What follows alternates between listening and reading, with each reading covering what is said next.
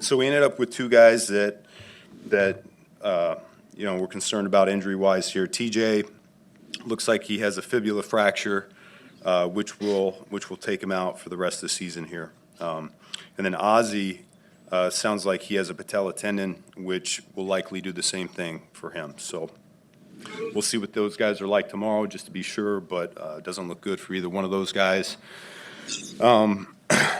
Man, it goes without being said. That's just an incredible job by all the people in this building. You know, players, coaches, support staff, to do what they just did with the stakes as high as they were, and knowing that it's win or go home at this point. Down 21-3 at halftime, and defense bowing up like they did in the second half with a number of 3 and outs, and then the offense coming to life, and finding a way to get us enough points in the fourth quarter there. I think that's 25 points in the fourth quarter, was a huge deal, and it's really who those guys are now at this point. We got a group of guys that just they don't waver. The odds are stacked against us, and despite the fact we don't like that score at halftime, nobody does. No one envisioned the first 30 minutes going that way.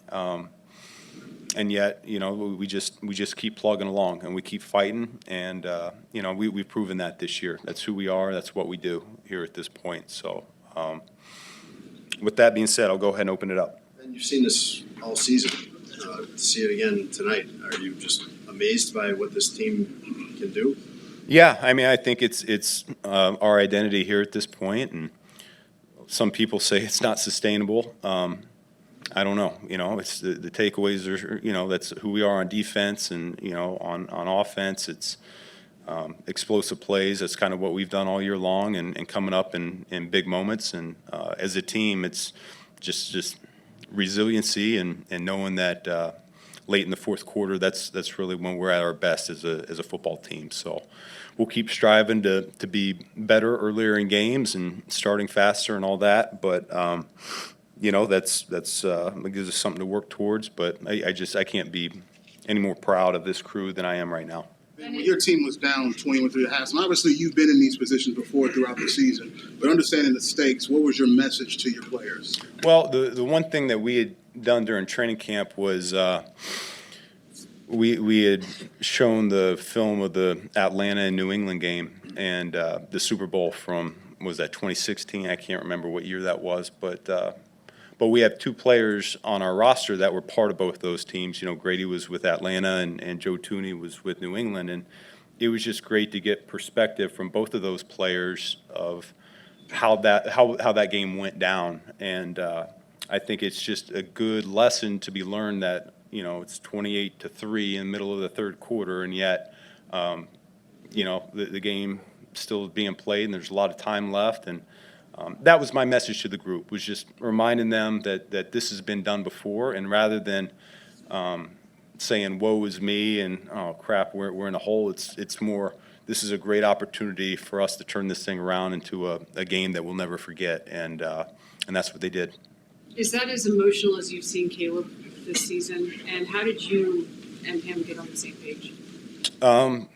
Emotional during the game or after the game? During the game, he was extremely emphatic on the sidelines and very vocal. Yeah, it's something that we'll talk about. I think he and I both, we want to try to be as stoic and steady for our guys as we can be. And, I'll talk to him and see if he felt like he could have handled anything any better than what he did. But, we all came in with high expectations on how this game would go. We certainly didn't think, we'd have 4 possessions in the first half and only have 3 points to show for it. And so you do get a little bit disappointed when something like that happens, and yet, that you're going to have opportunities down the road as well, in the second half, which we did. So as always, Caleb came through for us. He made some big-time throws in some critical situations. Guys made some big catches. Guys up front protected. I mean, you get in that spot where you're down a little bit, and you got to throw it a little bit more, and you need the big guys to bow up and give us a clean pocket. And it took the entire offense to get that job done. The one play at a time kind of mantra. I know you said that at halftime, just one play at a time. Is it hard in a playoffs atmosphere when you're down that much to get your guys to stay in that, to believe in it, and what allows this group to buy in and believe? Yeah, well, I mean, every team's different, but certainly it seemed to resonate with those guys, and they did a great job. I mean, the only way you come back from a deficit like that is one possession at a time, trying to get more points on the scoreboard, continuing to hold them and getting the ball back for the offense. Special teams played a major factor in this game as well throughout, and so yeah, I mean, you got no other choice. You're not going to get it all back all in one shot, and so yeah, you just keep plugging along. And I think we had a couple field goals to get us going a little bit, and then the touchdowns eventually broke the dam and ended up coming up big for us. Ben, what was different about your defense in the second half? It's something I'll have to look at if we're doing anything different. I don't think schematically we weren't. We're sticking to the plan, but I do think our guys were certainly doing a good job getting off the field on third down. We weren't doing that a whole lot in the first half. We had some opportunities, and it's a really good offense on third down, and they certainly were in the first half. And that was kind of the story there for most of the game, I thought.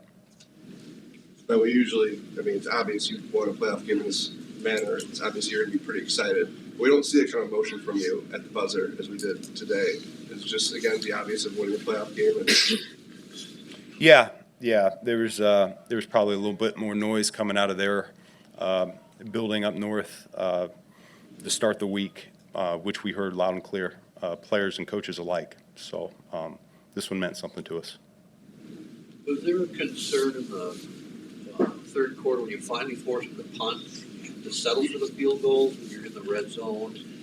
You're thinking, you're going to run out of time if you don't convert those into touchdowns? Or? Man, I'd be honest with you, I can't think back at every possession right now. So I can't. Maybe tomorrow I can reflect a little bit more on particular things like that. I apologize. And Olsen Love has really come along second half of the season. He just had the second best postseason game over rookie tight end in NFL history. When did you know the light bulb was going on for him? And then how have you been able to change how you use him to kind of get this big performance here in the second half? Well, he's a guy that when we drafted him, he was still coming off the injury, and so it took us. He really missed the springtime, and then training camp. You're trying to be smart in terms of how you're acclimating him, not just to the offense, but physically. Making sure his shoulders good to go, and so it did take a little bit of time before we built that trust with him. Early in the season, you play a Flores defense, and he makes it a little bit more challenging to get the tight ends the ball. Sometimes, it's hard to dictate where the ball goes against him sometimes, and so a little bit of a slower start early in the year, and then it's just kind of picked up and it's clicked for us. And so I know Caleb has an immense amount of trust in him.